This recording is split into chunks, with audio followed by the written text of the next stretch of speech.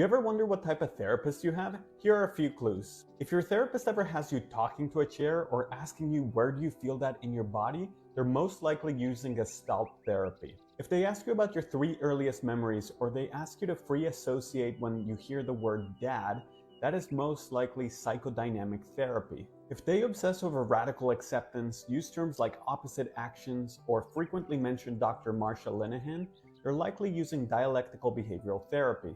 If they talk about attachment styles and the dance between the pursuer and the withdrawer, and they also talk about creating safe emotional bonds, and they also really like to bring up Dr. Sue Johnson, they're probably an emotionally focused therapist. If they're constantly validating your emotions and saying something like, it makes total sense why you're so upset, or they say, it sounds like after every time that you speak, they're most likely a person-centered therapist. If they mention cognitive distortions, role-play negative thoughts, help you engage in behavioral experiments, use exposure therapy, and they talk about Dr. Aaron Beck, they're most likely using cognitive behavioral therapy.